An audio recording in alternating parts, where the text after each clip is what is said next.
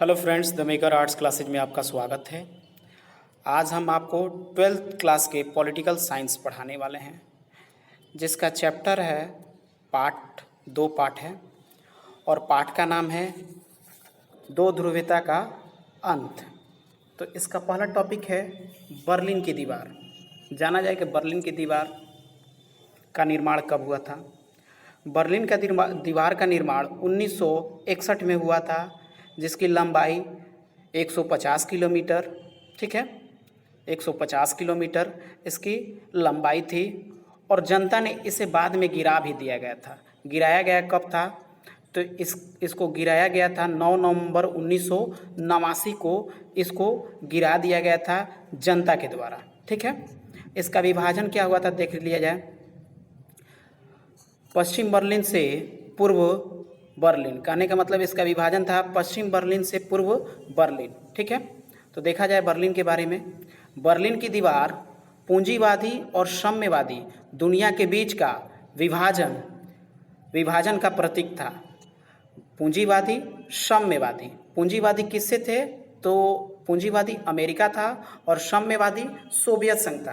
पिछले वीडियो में हम शीत युद्ध के दौर में बता दिए हैं आपको, दो महाशक्तियाँ थी, एक सोवियत संघ और एक अमेरिका। अमेरिका पूंजीवादी से था और सोवियत संघ साम्यवादी से था। तो बर्लिन की दीवार में पूंजीवादी और साम्यवादी दुनिया के बीच का विभाजन का प्रतीक था। जब बर्लिन की दीवार गिराई गई तो दूसरी दुनिया का पतन होने लगा। जब बर्लिन की दीवार गिराई गई थी तो दूसरी दुनिया का पतन होने लगा। पूंजीवादी दुनिया में अमेरिका था और साम्यवादी दुनिया में सोवियत संघ था। तो जाना जाए अगला टॉपिक क्या है, सोवियत प्रणाली।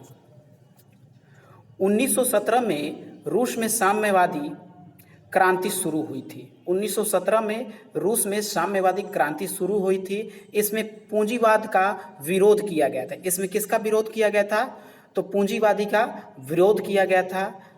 इसमें साम्यवाद के आदर्श को अपनाने का तरफदारी की गई थी। बोला गया था कि इसको समाजवादी क्रांति में पूंजीवाद का विरोध किया जाए और इसमें साम्यवाद को अपनाया जाए, ठीक है।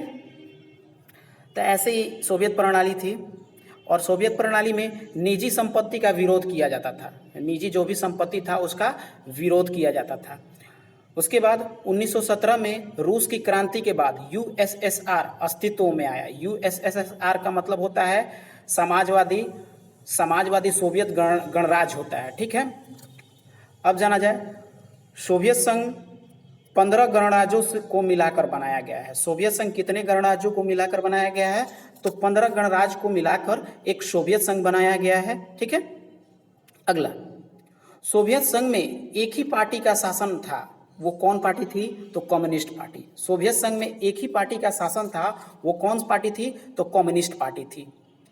और ये भी जानना है, यहाँ के विपक्ष के लिए कोई जगह नहीं था। यहाँ पर कोई विपक्ष में कोई इसका जगह नहीं था। केवल एक पार्टी रहेगी, थी कम्युनिस्ट पार्टी, ठीक है।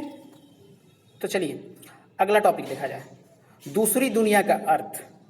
दूसरी दुनिया का अर्थ, ठीक है ना। तो दूसरी विश्व युद्ध के बाद पूर्वी यूरोप के देश सोवियत के अंकुश में आ गए थे। सोवियत संघ के अंकुश में आ गए थे और इन्हीं को दूसरी दुनिया के देश कहा जाता है, ठीक है। अगला टॉपिक, सोवियत संघ के प्रमुख मुख्य विशेषताएं बताएं। कौन कौन सी मुख्य विशेषताएं हैं?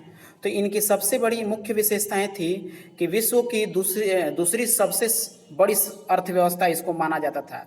सोवियत संघ कहता था कि विश्व की सबसे बड़ी अर्थव्यवस्था हमारी है और हमारे यहाँ उन्नत संचार प्रणाली भी है और विशाल ऊर्जा संस्थान भी हमारे पास है और उन्नत घरेलू उपभोक्ता भी हमारे पास है, राज्य का स्वामित्व भी हम हैं। ऐसे इनकी विशेषताएं थी, सोवियत संघ की विशेषताएं थी, ठीक है। तो अगला टॉपिक, मिखाइल गोर्बाचेव। देखा जाए मिखाइल गोर्बाचेव 1985 में कम्युनिस्ट पार्टी के महासचिव बने थे। कौन बने थे? तो मिखाइल गोर्बाचेव 1985 में कम्युनिस्ट पार्टी के महासचिव बने। इन्होंने पिछड़ते सोवियत संघ में सुधार लाने का प्रयास किया था। जो भी सोवियत संघ पीछे जा रहा था उसको सुधार करने में इनका अहम भूमिका था, मिखाइल गोर्बाचेव का। पश्चिमी देशों से संबंध सुधारने का प्रयास किया, साथ ही लोकतंत्र रूप देने का प्रयास भी किया। गोर्बाचेव ने देश के अंदर आर्थिक राजनीतिक सुधार और लोकतांत्रिक की नीति भी चलाई। गोर्बाचेव को सुधारों की नीति ज़्यादा कामयाब नहीं हो पाई। जनता कम्युनिस्ट पार्टी से लास्ट में परेशान हो गए और इनका पद छोड़ना पड़ा। ठीक है, अब जाना जाए अगला टॉपिक क्या है, सोवियत संघ के विघटन की घोषणा जाना जाए तो देखा जाए 1991 में दिसंबर में सोवियत संघ के 3 बड़े गणराज्य हुए। 1991 में दिसंबर में सोवियत संघ के 3 बड़े गणराज्य हुए। रूस, यूक्रेन, बेलारूस ने सोवियत संघ के विघटन की घोषणा की। ठीक है, स्वतंत्र राष्ट्रों का राष्ट्रकूट बनना, पहला क्या था, स्वतंत्र राष्ट्रों का राष्ट्रकूट बनना। दूसरा क्या था, सोवियत संघ का उत्तराधिकारी रूस बना। सोवियत संघ का उत्तराधिकारी कौन बना था, तो रूस बना था। तीसरा क्या था, सुरक्षा परिषद ने रूस को अस्थायी सदस्यता मिल गया। सुरक्षा परिषद ने रूस को बोल दिया कि आप अस्थायी सदस्यता आप ले लें। ठीक है, चौथा क्या था, सोवियत संघ अब खत्म हो चुका था। लास्ट में क्या हुआ कि लास्ट में सोवियत संघ का विघटन होने लगा। तो देखा जाए सोवियत संघ का विघटन कैसे हुआ, तो अगला टॉपिक क्या है, सोवियत संघ का विघटन के कारण क्या थे। तो देखिए, सोवियत संघ के राजनीतिक और आर्थिक संस्थाएं में कमजोरियां आने लगी। ये अपना राजनीतिक करने में अहम इसकी भूमिका दिन पर दिन गिरते गई और इसकी कमजोरियां आती गई। दूसरा क्या था, संसाधनों का दुरुपयोग, ये गलत ढंग से प्रयोग करता था। तीसरा क्या था, कम्युनिस्ट पार्टी का बुरा शासन था। वहाँ पर जो भी कम्युनिस्ट पार्टी जैसे मिखाइल गोर्बाचेव, इनका कोई रुतबा नहीं रह पाया था। उसके बाद जनता की इच्छा को वो पूरा करने में सरकार असमर्थ था। जनता की इच्छा पूरा नहीं करता था, वो सैनिक हथियार में होड़ में लग गया था।